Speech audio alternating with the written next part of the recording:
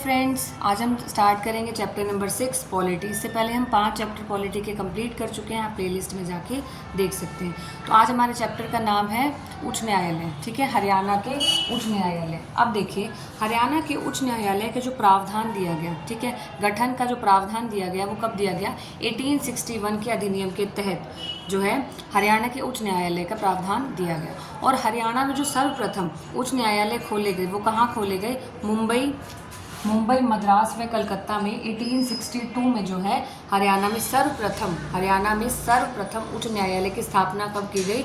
1862 में। कहाँ की गई? मुंबई, मद्रास और कलकत्ता में सर्वप्रथम उच्च न्यायालय की स्थापना की गई, ठीक है।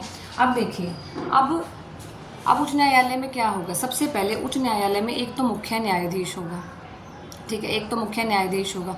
और कौन होंगे?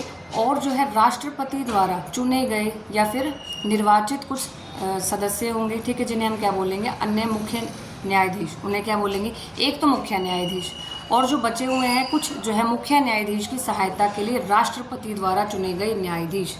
राष्ट्रपति द्वारा चुने गए कुछ न्यायाधीश जो कि किसकी सहायता के लिए रखे गए होंगे?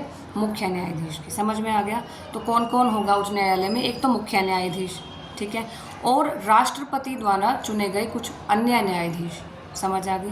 ठीक है, तो एक होगा मुख्य न्यायाधीश और दूसरा होगा राष्ट्रपति द्वारा चुने गए अन्य न्यायाधीश जो मुख्य न्यायाधीश की सहायता के लिए रखे गए होंगे। अब देखिए, अब जो मुख्य न्यायाधीश होगा उच्च न्यायालय का, ठीक है, उन्हें शपथ कौन दिलवाता है? राज्यपाल, ठीक है। राज्यपाल जो है वो शपथ दिलवाता है मुख्य न्यायाधीश को, ठीक है। अब देखिए, मुख्य न्यायाधीश के लिए योग्यताएं क्या क्या चाहिए होंगी, ठीक है। मुख्य न्यायाधीश के लिए योग्यताएं ये होंगी कि सर्वप्रथम वो भारत का नागरिक हो, 62 वर्ष की आयु पूर्ण कर चुका हो, सर्वप्रथम तो भारत का नागरिक हो, और जो है 62 वर्ष की आयु वो पूर्ण कर चुका हो, और 10 साल तक उच्च न्यायालय में महाधिवक्ता के पद पर रह चुका हो, और जो है 10 साल तक उच्च न्यायालय में महाधिवक्ता के पद पर रह चुका हो, ठीक है। तो ये रहेगी जो मुख्य न्यायाधीश है उसकी योग्यताएं रहेंगी, ठीक है। अब देखिए, शपथ मैंने बता दिया, शपथ कौन दिलवाता है? राज्यपाल जो है मुख्य न्यायाधीश को शपथ दिलवाता है। अब देखिए, कार्य क्या करने होंगे, ठीक है। अब देखिए, जितने भी न्यायालय उच्च न्यायालय के अंडर आएंगे, जितने भी अन्य न्यायालय उच्च न्यायालय के अंडर आएंगे, अधीनस्थ होंगे, जितने भी न्यायालय उच्च न्यायालय के अधीनस्थ होंगे, उन सभी न्यायालयों को कंट्रोल करना, निरीक्षण करना, ठीक है, हम कह सकते हैं निरीक्षण करना और नियंत्रण करना जो है वो मुख्य न्यायाधीश का काम रहेगा। पहला तो ये काम, जितने भी न्यायालय उच्च न्यायालय के अधीनस्थ आते हैं उन सभी को कंट्रोल करना या नियंत्रण करना, उनका निरीक्षण करना, ठीक है, ये काम रहता है मुख्य न्यायाधीश का। समझ में आ गई? उसके बाद जितने भी मौलिक अधिकार हैं उनकी रक्षा करना, उनकी रक्षा के लिए अधिकार जो है, जो एक्ट पारित करना, वो काम रहता है किसका? उच्च न्यायालय के मुख्य न्यायाधीश का। किसका? उच्च न्यायालय के मुख्य न्यायाधीश का। और एक बात मैं और कहना चाहूँगी, आप सिर्फ सुनते मत रहिए, जो मैं बोल रही हूँ उसको नोट करना है, ठीक है। जो मैं बोल रही हूँ नोट्स बनाने हैं, हैंड रिटन जो नोट्स हैं उससे जो हमारी अंडरस्टैंडिंग होती है वो ज़्यादा बेटर हो सकती है, ठीक है। जो हैंड रिटन नोट्स होते हैं उससे हमारी अंडरस्टैंडिंग ज़्यादा बेटर हो सकती है। तो आई होप आपको ये चीज़ समझ में आ रही होगी। एक बार मैं समराइज़ करा देती हूँ जितनी चीज़ मैंने बोली, ठीक है। सबसे पहले देखिए, जो हरियाणा के जो उच्च न्यायालय गठन का प्रावधान कब दिया गया? 1861 के अधिनियम के तहत, ठीक है। जो गठन का प्रावधान दिया गया था 1861 के अधिनियम के तहत दिया गया था। फिर 1862 में हरियाणा के सर्वप्रथम जो है उच्च न्यायालयों की स्थापना की गई। कहाँ? मुंबई, मद्रास और कलकत्ता में, ठीक है। अब शपथ कौन दिलवाएगा मुख्य न्यायाधीश को? राज्यपाल दिलाएगा। अब योग्यताएं क्या होनी चाहिए?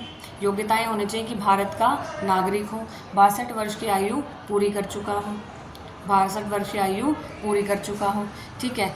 और उसके बाद इसके जो कार्य रहेंगे वो क्या रहेंगे? जितने भी अपने अधीनस्थ जितने न्यायालय आते हैं उनको नियंत्रण करना, ठीक है, और मौलिक अधिकारों की रक्षा करना। उसके बाद हम पढ़ेंगे पंजाब व हरियाणा उच्च न्यायालय। उसके बाद हम पढ़ेंगे पंजाब व हरियाणा उच्च न्यायालय। अब देखिए, पंजाब व हरियाणा उच्च न्यायालय की जो स्थापना की गई वो कब की गई? स्थापना की गई 1919 में। स्थापना की गई 1919 में। और कहाँ की गई? लाहौर में। स्थापना कहाँ की गई? लाहौर में जो है पंजाब हरियाणा उच्च न्यायालय की स्थापना सर्वप्रथम कहाँ की गई? 1919 में लाहौर में जो है स्थापना की गई। अब देखिए, प्रथम जो भारतीय न्यायाधीश रहे, ठीक है, प्रथम भारतीय न्यायाधीश, उनका नाम है शादीलाल। ये पेपर में आता है, आया हुआ क्वेश्चन है ये, ठीक है। तो प्रथम भारतीय न्यायाधीश, ठीक है, उनका नाम है शादीलाल, ठीक है। और कब बने ये? 1 मई 1920 को, ठीक है। इनका कार्यकाल कब शुरू हुआ? 1 मई 1920 को, ठीक है। उसके बाद देखिए स्वतंत्रता के बाद, ठीक है, स्वतंत्रता के बाद पंजाब उच्च न्यायालय की स्थापना कहाँ की गई? अब जब भारत स्वतंत्र हो गया, अब देखिए पंजाब उच्च न्यायालय की स्थापना की गई उस समय 15 अगस्त 1947 को शिमला में जो है स्थापना की गई पंजाब उच्च न्यायालय की, ठीक है। तो 15 अगस्त 1947 को स्वतंत्रता के बाद सर्वप्रथम जो है उच्च न्यायालय की स्थापना कहाँ की गई? 15 अगस्त 1947 में शिमला में जो है स्थापना की गई। अब देखिए शिमला में उस समय जो है स्थापना हो गई, लेकिन 17 जनवरी 1955, पहले 15 अगस्त 1947 को शिमला में स्थापना की गई। अब 17 जनवरी 1955, 17 जैन 1955 को जो है उच्च न्यायालय जो है स्थानांतरित कर दिया गया। और कहाँ स्थानांतरित कर दिया गया? चंडीगढ़ में। कहाँ स्थानांतरित? शिमला से जो है चंडीगढ़ में जो है स्थानांतरित कर दिया गया उच्च न्यायालय को, ठीक है। तो हम कह सकते हैं 17 जनवरी 1955 को चंडीगढ़ जो है शिमला से जो उच्च न्यायालय जो है शिमला से चंडीगढ़ जो है स्थानांतरित कर दिया गया। शिमला से चंडीगढ़ जो है स्थानांतरित कर दिया गया उच्च न्यायालय। कब कर दिया गया? 17 जनवरी 1955 को। अब देखिए कुछ फैक्ट्स हैं, ठीक है। अब फैक्ट ये है कि हरियाणा के गठन के समय क्वेश्चन आता है, ये जो मैंने जितने भी पॉइंट्स लिए हैं, ठीक है, वो आपके इतने इंपॉर्टेंट पॉइंट्स हैं, आपके पेपर में आ चुके हैं, कुछ पॉइंट आ चुके हैं और कुछ पॉइंट जो है वो आपके आ सकते हैं रिसेंट, ठीक है, जो आने वाले एग्जाम्स हैं। अब देखिए हरियाणा के गठन के समय मुख्य न्यायाधीश कौन थे? हरियाणा के गठन के समय मुख्य न्यायाधीश कौन थे? न्यायमूर्ति मेहर सिंह। कौन थे? न्यायमूर्ति मेहर सिंह जो है हरियाणा के गठन के समय जो है मुख्य न्यायाधीश कौन थे? न्यायमूर्ति मेहर सिंह, ठीक है। वर्तमान जो मुख्य न्यायाधीश है उनका नाम क्या है? बहुत ज़्यादा इम्पोर्टेंट है, स्टार लगा लीजिए इस पर। वर्तमान जो मुख्य न्यायाधीश है उनका नाम है शील नागू। उनका नाम क्या है? शील नागू। वर्तमान मुख्य न्यायाधीश का नाम क्या है? शील नागू, ठीक है। उसके बाद है स्वतंत्र भारत के, ये थे गठन के समय मुख्य न्यायाधीश कौन थे? न्यायमूर्ति मेहर सिंह। उसके बाद स्वतंत्र भारत के प्रथम न्यायाधीश कौन थे? जब भारत स्वतंत्र हुआ था, स्वतंत्र होने के बाद जो प्रथम न्यायाधीश थे उनका नाम था रामलाल। उनका नाम क्या है? रामलाल। और कब से कब तक? 1947 से 1949, यानी कि 1947 से 1949 तक जो है ये मुख्य न्यायाधीश रहे, ठीक है। तो एक बार समराइज़ करा दूँ सारा। हरियाणा के उच्च न्यायालय का जो गठन का प्रावधान था वो 1861 के अधिनियम के तहत था, ठीक है। सर्वप्रथम स्थापना मुंबई, मद्रास, कलकत्ता में 1862 में। शपथ जो है राज्यपाल दिलवाते हैं, ठीक है। और योग्यताएं क्या होनी चाहिए?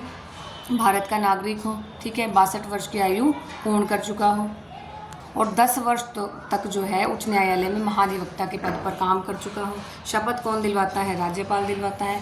कार्य क्या रहेंगे? जितने भी न्यायालय उच्च न्यायालय के अधीनस्थ आते हैं उन पर नियंत्रण करना, ठीक है, मतलब कंट्रोल करना उस पर, ठीक है।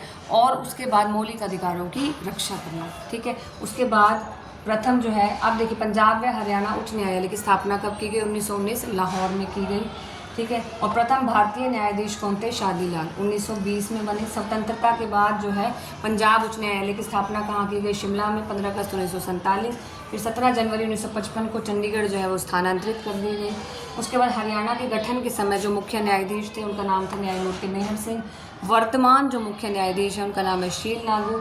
स्वतंत्र भारत के जो प्रथम न्यायाधीश थे उनका नाम जो है, स्वतंत्र भारत के प्रथम न्यायाधीश का नाम क्या है? रामलाल। क्या है? रामलाल। प्रथम भारतीय, ये ध्यान रखना है, जो पहले भारत के न्यायाधीश थे वो शादीलाल हैं, लेकिन स्वतंत्र होने के बाद जो प्रथम न्यायाधीश थे स्वतंत्र होने के बाद बने रामलाल। स्वतंत्र होने से पहले जो, मतलब पहले के जो प्रथम जो न्यायाधीश थे उनका नाम था शादीलाल, ठीक है। रामलाल कब बने? 1947 से 1949। चलिए उसके बाद नेक्स्ट टॉपिक देखते हैं इसी चैप्टर का, ठीक है। नेक्स्ट टॉपिक है राज्य का महाधिवक्ता। महाधिवक्ता को हम इंग्लिश में एडवोकेट जनरल बोलते हैं, ठीक है, एडवोकेट जनरल। और महाधिवक्ता। ठीक है, अब हम देखेंगे राज्य का महाधिवक्ता यानी कि एडवोकेट जनरल। ठीक है, अब देखिए एडवोकेट जनरल का काम क्या होता है या महाधिवक्ता का काम क्या होता है। देखिए जो एडवोकेट जनरल होता है या महाधिवक्ता होता है उसे हम क्या बोलते हैं, कानूनी सलाहकार। क्या बोलते हैं, कानूनी सलाहकार। ठीक है, इसका काम क्या होता है, ठीक है, इसका काम होता है राज्य की सरकार को कानूनी संबंधी विषयों पर समय समय पर सलाह देना। ठीक है, जो राज्य की सरकार होगी, ठीक है, अब उसको कानूनी संबंधी जितने भी विषय होंगे, ठीक है, अब राज्य सरकार को जितने भी कानूनी संबंधी जितने विषय हैं, ठीक है, उन पर सलाह कौन देगा, महाधिवक्ता। कौन देगा, महाधिवक्ता या फिर एडवोकेट जनरल। क्लियर है, तो राज्य की सरकार को कानूनी विषयों पर सलाह देने का काम रहेगा महाधिवक्ता का। ठीक है, और मुख्यमंत्री और राज्यपाल को जितने भी प्रशासन से रिलेटेड कार्य हैं, प्रशासनिक कार्य हैं, उनसे परिचित कराएगा कि उन्हें ये काम करने हैं। ठीक है, उन्हें याद दिलाएगा कि उन्हें ये वाले काम जो है प्रशासन से रिलेटेड करने हैं। ठीक है, तो मुख्यमंत्री और राज्यपाल को प्रशासनिक कार्यों से परिचित कौन करवाएगा, एडवोकेट जनरल। ठीक है, अब देखिए हरियाणा के पहले महाधिवक्ता, बहुत इंपॉर्टेंट पॉइंट्स, जो पॉइंट्स मेरी वीडियो में होंगे। ठीक है, देखिए कंटेंट उतना होगा जितना एक तो आपको समझ आना चाहिए, पहले हम बेसिक कर लेंगे, फिर जितना पेपर पॉइंट ऑफ व्यू से इंपॉर्टेंट होगा वो चीज़ें हम करेंगे। बहुत ज़्यादा डीप में नहीं, उतना कंटेंट करेंगे जिससे आपको समझ भी सारा आए और वो क्वेश्चन हम बना सकें जो पेपर में आने वाले हैं। ठीक है, और हम PYQ भी साथ के साथ करते हैं। ठीक है, अब देखिए जितने पॉइंट्स आ रहे हैं वो PYQ भी जो है बीच में डाल के ला रही हूँ आपके लिए। ठीक है, अब हरियाणा के पहले महाधिवक्ता कौन थे, आनंद स्वरूप। कौन थे, आनंद स्वरूप। ठीक है, पेपर में आया हुआ क्वेश्चन है। और हरियाणा के जो है वर्तमान जो महाधिवक्ता है, ठीक है, वर्तमान जो है महाधिवक्ता है, उनका नाम क्या है, परविंदर सिंह चौहान। उनका नाम क्या है, परविंदर सिंह चौहान। वर्तमान में जो महाधिवक्ता है, वर्तमान जो एडवोकेट जनरल है, उनका नाम है परविंदर सिंह चौहान। ठीक है, उसके बाद हरियाणा के राज्यपाल और मुख्य न्यायाधीश, एक और इम्पोर्टेंट पॉइंट है। ठीक है, ये पेपर में आ चुका है, एचटेट के पेपर में आया हुआ क्वेश्चन है ये। हरियाणा के राज्यपाल और मुख्य न्यायाधीश, इन दोनों पदों पर, राज्यपाल और मुख्य न्यायाधीश, इन दोनों पदों पर रहने वाले व्यक्ति का नाम है, एक तो रणजीत सिंह नरूला, एक तो क्या है, रणजीत सिंह नरूला, और एक है सुरजीत सिंह सांधवालिया।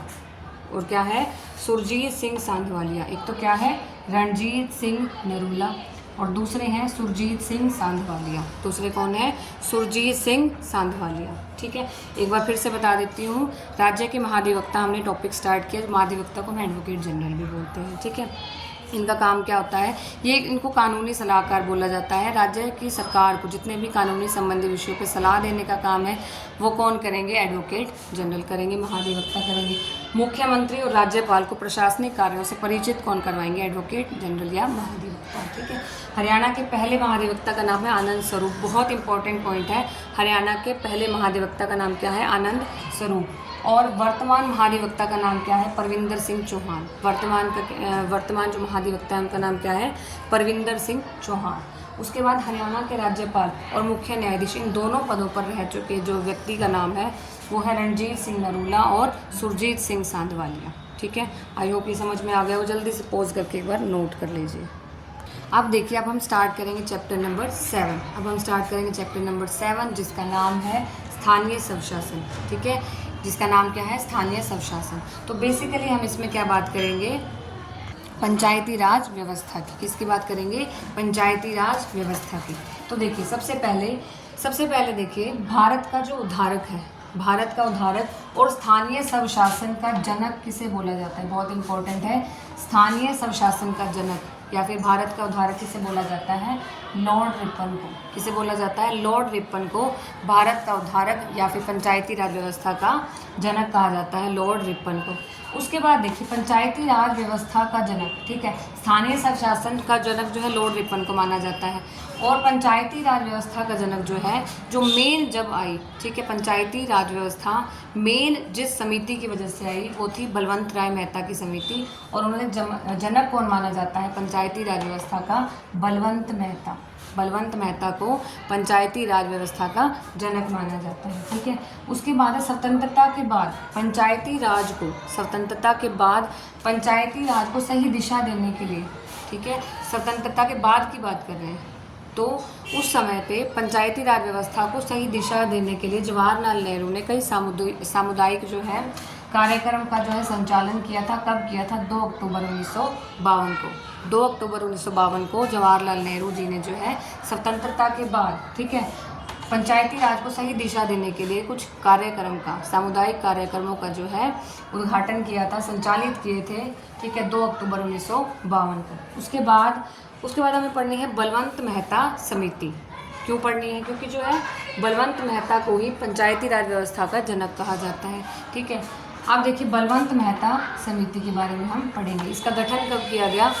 सन 1957 में। 1957 में जो है बलवंत मेहता समिति का गठन किया गया, ठीक है। उसके बाद देखिए अब बलवंत मेहता समिति का जो मुख्य प्रावधान था, ठीक है, वो क्या था कि त्रिस्तरीय कि जो लोकतांत्रिक विकेंद्रीकरण है वो त्रिस्तरीय होना चाहिए, 3 स्तरों में होना चाहिए लोकतांत्रिक विकेंद्रीकरण, ठीक है। और वो 3 स्तर कौन से रहेंगे? तो ग्राम पंचायत, जो लोकतंत्र का जो विकेंद्रीकरण है वो 3 स्तर में यानी कि त्रिस्तरीय होना चाहिए। पहला क्या रहेगा? ग्राम पंचायत, दूसरा पंचायत समिति और तीसरा जिला परिषद, ठीक है। ग्राम पंचायत, पंचायत समिति, जिला परिषद, ये आ जाता है कई बार पेपर में कि जो अब देखिए कि बलवंत मेहता समिति के जो प्रावधान में, ठीक है, उसके प्रावधान में त्रिस्तरीय जो 3 स्तर होंगे वो कौन कौन से होंगे? तो ग्राम पंचायत, पंचायत समिति और जिला परिषद, ठीक है। अब देखिए बलवंत मेहता समिति के परिणाम स्वरूप क्या हुआ? परिणाम स्वरूप ये हुआ कि सर्वप्रथम जो है ग्राम पंचायत का उद्घाटन किया गया। बलवंत मेहता समिति के जो है परिणाम स्वरूप क्या हुआ कि सर्वप्रथम जो है ग्राम पंचायत का उद्घाटन किया गया। किसने किया? जवाहरलाल नेहरू ने किया। कहाँ किया? राजस्थान के नागौर जिले के बगदरी गांव में। राजस्थान के, बहुत इम्पोर्टेंट है, राजस्थान के नागौर जिले के बगदरी गांव में जो है उद्घाटन किया गया ग्राम पंचायत का। सर्वप्रथम ग्राम पंचायत का उद्घाटन कहाँ किया गया? राजस्थान के नागौर जिले के बगदरी गांव में। किसने किया? जवाहरलाल नेहरू ने किया, ठीक है। अब उसके बाद देखिए अब ये है एक इम्पॉर्टेंट कि किसे क्या बोला जाता है, ठीक है, किसका काल कैसा था। जैसे कि बलवंत मेहता के समय को क्या बोला जाता है या इन्हें क्या बोला जाता है? पंचायती राज व्यवस्था का वास्तुकार, ठीक है। बलवंत मेहता को क्या बोला जाता है? पंचायती राज व्यवस्था का वास्तुकार, ठीक है। उसके बाद नेहरू का कार्यकाल, नेहरू के कार्यकाल को बोला जाता है पंचायती राज व्यवस्था की स्थापना का काल, क्योंकि उस समय क्या हुआ था? जवाहरलाल नेहरू ने सबसे पहले ग्राम पंचायत की जो है उद्घाटन किया था राजस्थान के नागौर जिले में, इसलिए नेहरू के कार्यकाल को क्या बोला जाता है? पंचायती राज व्यवस्था का स्थापना का काल, ठीक है। उसके बाद इंदिरा गांधी के कार्यकाल को क्या बोला जाता है? पंचायती राज व्यवस्था के पतन का काल। उस समय जो है पंचायती राज व्यवस्था का पतन हो गया था। इंदिरा गांधी के कार्यकाल को बोला जाता है पंचायती राज व्यवस्था के पतन का काल। उसके बाद है राजीव गांधी के कार्यकाल को क्या बोला जाता है? राजीव गांधी के कार्यकाल को बोला जाता है पंचायती राज व्यवस्था का स्वर्णकाल।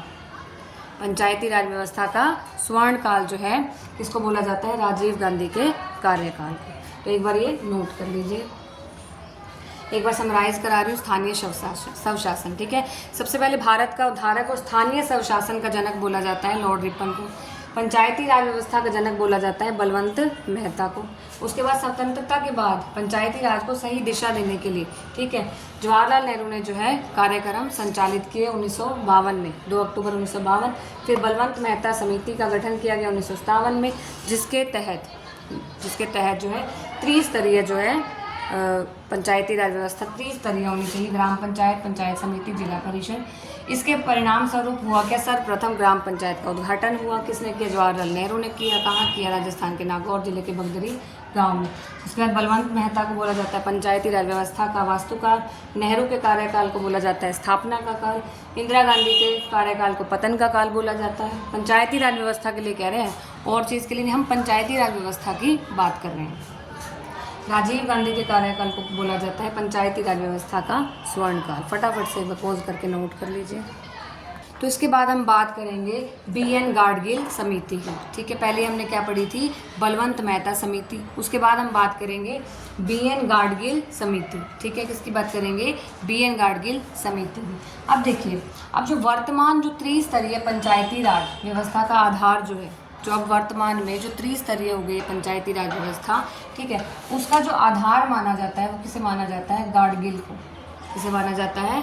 गाडगिल को, ठीक है। और गाडगिल समिति के आधार पर जो है इसका जो है प्रावधान पारित किया गया। अब देखिए 1989 में त्रिस्तरीय पंचायती राज की जो सिफारिश पर लागू हुआ था, ठीक है। तो गाडगिल समिति की सिफारिश पर, किसकी सिफारिश पर?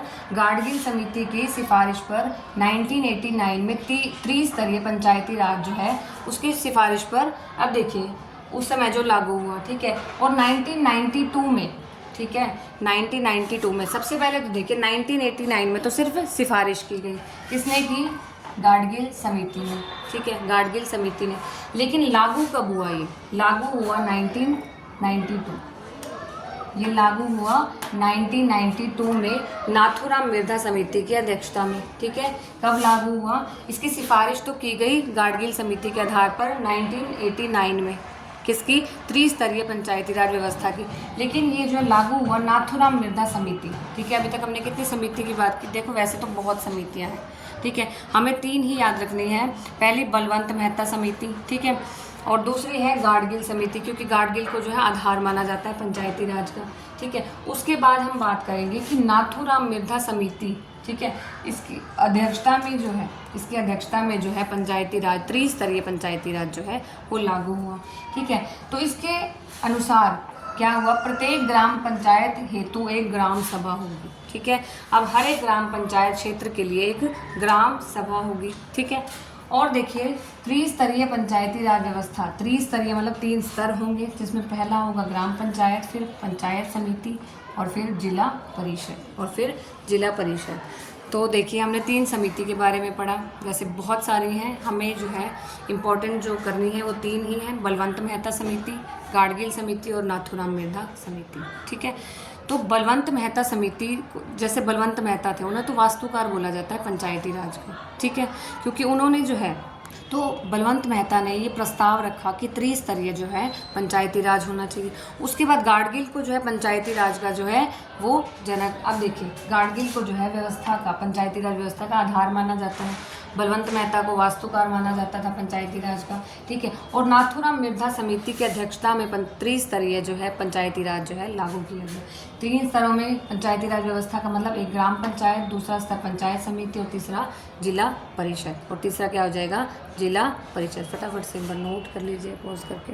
अब हम बात करेंगे हरियाणा की प्रशासनिक संरचना के बारे में, हरियाणा की प्रशासनिक संरचना के बारे में, ठीक है। अब देखिए हरियाणा में जो है मंडल कितने आते हैं? 6 मंडल, ठीक है, आपको बता चुकी हूँ कौन कौन से मंडल आते हैं, ठीक है। तो हरियाणा में जो मंडल हैं वो कितने हैं? 6 मंडल हैं, ठीक है। अब देखिए हर मंडल का एक अधिकारी होता है, हर मंडल का एक अधिकारी होता है, जैसे कमिश्नर के नाम से जाना जाता है, ठीक है, हम बोलते हैं ना कमिश्नर है, तो कमिश्नर क्या होता है? हर मंडल का अधिकारी, ठीक है। उसके बाद हरियाणा में अब प्रेजेंट कितने ज़िले हैं? 23 ज़िले हैं, ठीक है, 23 ज़िले हैं हरियाणा में, और हर ज़िले का प्रमुख अधिकारी होता है।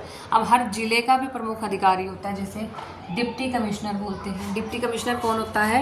हर ज़िले का प्रमुख अधिकारी कौन होता है? डिप्टी कमिश्नर, ठीक है। और हर मंडल का अधिकारी कौन होता है? कमिश्नर, ठीक है। उसके बाद देखिए अब डिप्टी कमिश्नर है, ठीक है। अब देखिए इन अधिकारियों की सहायता के लिए, इन अधिकारियों की सहायता के लिए जो है निर्वाचित किया जाता है किसे? पुलिस अधीक्षक, जिसे बोलते हैं IPS, ठीक है। इनकी सहायता के लिए कानून व्यवस्था में, ठीक है, कमिश्नर की, डिप्टी कमिश्नर की सहायता के लिए पुलिस अधीक्षक वे कर्मचारी होते हैं, ठीक है। अब जो पुलिस अधीक्षक, ठीक है, पुलिस अधीक्षक IPS को, पुलिस अधीक्षक IPS को क्या माना जाता है? उपायुक्त। पुलिस अधीक्षक या फिर IPS इसे क्या माना जाता है? उपायुक्त। क्या माना जाता है? उपायुक्त। अब इसका काम क्या होता है उपायुक्त का या IPS का? इनका काम क्या होता है? इनका काम होता है निष्पक्ष चुनाव करवाना, ठीक है। इनका काम होता है निष्पक्ष चुनाव कराना, निष्पक्ष जो है चुनाव कराना इनका काम होता है।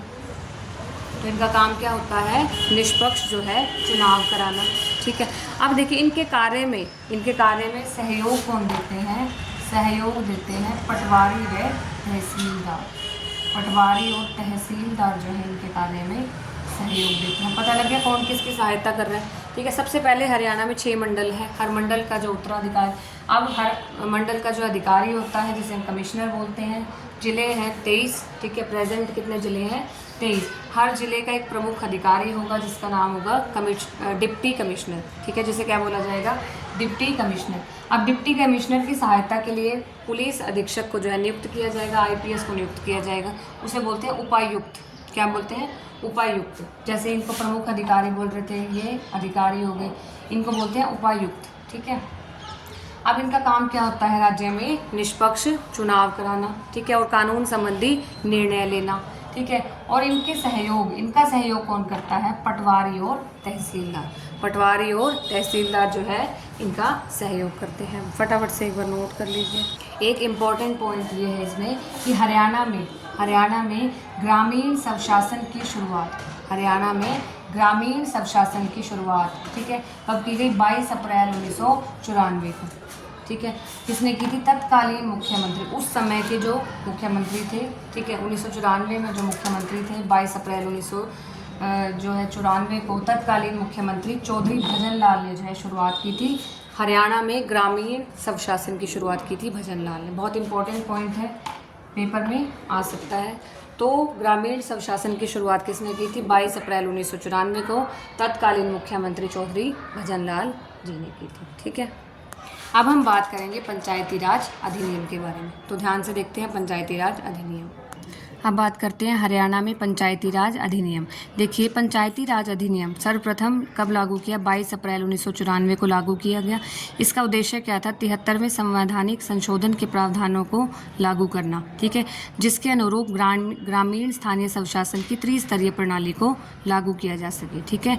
तो पंचायती राज अधिनियम बहुत इंपॉर्टेंट है कि यह अधिनियम कब लागू किया? 22 अप्रैल 1994 को। और उद्देश्य क्या था? त्रिस्तरीय प्रणाली को लागू करना, स्थानीय स्वशासन की। उसके बाद बात करेंगे त्रिस्तरीय पंचायती राज व्यवस्था के बारे में, ठीक है। देखिए, सबसे पहले बात करेंगे ग्राम पंचायत की, ठीक है। ग्राम पंचायत में कौन होते हैं? प्रमुख सरपंच होते हैं, ठीक है। और वर्तमान में कितनी ग्राम पंचायतें हैं? 6311, 6311 ग्राम पंचायतें हैं वर्तमान में हरियाणा में, ठीक है। उसके बाद जो है दूसरा स्तर होता है पंचायत समिति, ठीक है। पंचायत समिति किससे मिलकर बनती है? अध्यक्ष से, उपाध्यक्ष से, निर्वाचित सदस्यों से, निर्वाचित विधानसभा सदस्यों से, ठीक है। वर्तमान में 143 जो है पंचायत समिति हैं। कितनी? 143 पंचायत समिति हैं। उसके बाद जो है जिला परिषद आती है। जिला परिषद किससे मिलकर बनती है? जिले के वार्डों से निर्वाचित सदस्यों से मिलकर बनती है, पंचायत समितियों के अध्यक्ष से, ठीक है। जिले के लोकसभा व विधानसभा अध्यक्ष से, जिले के लोकसभा व विधानसभा सदस्यों से, ठीक है। अब देखिए, वर्तमान में कितनी? 22 जिला परिषद हैं। कितनी हैं? 22 जिला परिषद हैं। उसके बाद आते हैं नगर निकाय। उसके बाद क्या आते हैं? नगर निकाय। अब देखिए, शहरी स्थानीय निकायों को 3 भागों में बांटा गया है, ठीक है। एक होती है नगर पालिका समिति, एक होती है नगर पालिका परिषद, एक होती है नगर निगम, ठीक है। अब देखिए, जिन क्षेत्रों की जनसंख्या 20,000 से 30 लाख तक हो, 30 लाख से कम होनी चाहिए, मतलब 20,000 से 3 लाख के से कम हो सकती है, ठीक है। तो वहाँ अब देखिए 20,000 से 3 लाख तक की जनसंख्या हो तो वहाँ होती है नगर पालिका समिति। अब वर्तमान में कितनी नगर पालिका समिति हैं? 64 हैं। अब देखिए, अगर जनसंख्या किसी भी क्षेत्र की जनसंख्या 3 लाख से 10 लाख तक है, 10 लाख से कम होनी चाहिए, 3 लाख से 10 लाख तक जो है अगर जनसंख्या है तो वहाँ होगी नगर पालिका परिषद। और वर्तमान में 21 नगर पालिका परिषद हैं। उसके बाद आती है नगर निगम। नगर निगम क्या होता है? अब देखिए, 10 लाख से अगर अधिक जनसंख्या है किसी भी क्षेत्र की तो वहाँ नगर निगम होता है, ठीक है। वर्तमान में कितने नगर निगम हैं? 11। कहाँ कहाँ है? फरीदाबाद, गुरुग्राम, अंबाला, पंचकुला, यमुनानगर, रोहतक, हिसार, पानीपत, करनाल, सोनीपत व मानेसर, ठीक है। करनाल, सोनीपत व मानेसर। अब देखिए, प्रथम जो है नगर निगम कहाँ है? फरीदाबाद में। पहला नगर निगम जो खुला कहाँ खुला? फरीदाबाद में, ठीक है। दूसरा नगर निगम कहाँ खुला? गुरुग्राम में। दूसरा नगर निगम कहाँ खुला? गुरुग्राम में। उसके बाद सबसे बड़ा नगर निगम किसको कहेंगे? फरीदाबाद को कहेंगे। सबसे छोटा नगर निगम किसे कहेंगे? पंचकुला को कहेंगे। किसे कहेंगे? पंचकुला को कहेंगे, ठीक है। तो ये बहुत इंपॉर्टेंट है कि हरियाणा में पंचायती राज अधिनियम, ठीक है, कब लागू किया गया? 22 अप्रैल 1994 को। उद्देश्य क्या था? स्थानीय स्वशासन की, ग्रामीण स्थानीय स्वशासन की त्रिस्तरीय प्रणाली को लागू करना, जिसके त्रिस्तरीय में ग्राम पंचायत आ जाएंगे, पंचायत समिति समिति और जिला परिषद। इसके नंबर्स भी इंपॉर्टेंट है। ग्राम पंचायतें कितनी हैं, कई बार आ जाता है कि ये कितनी है। ग्राम पंचायतें हैं 6311 यानी कि 6311। पंचायत समिति है 143, जिला परिषद है 22। अब नगर निकाय में नगर पालिका कितनी है 64, नगर पालिका परिषद, नगर पालिका समिति कितनी है 64, परिषद कितने हैं 21, नगर निगम कितने हैं 11। ठीक है। और फरीदाबाद, गुरुग्राम, अम्बाला, पंचकुला, यमुनानगर, रोहतक, हिसार, पानीपत, करनाल, सोनीपत, मानेसर। प्रथम नगर निगम फरीदाबाद में, दूसरा जो है गुरुग्राम में, सबसे बड़ा फरीदाबाद का है, सबसे छोटा पंचकुला का है। तो ध्यान से फटाफट से एक बार पॉज करके नोट कर लीजिए। तो ये थे आपके चैप्टर नंबर 6 और 7 कंप्लीट हो चुके हैं। आई होप आपको क्लास अच्छी लगी होगी। Thank you.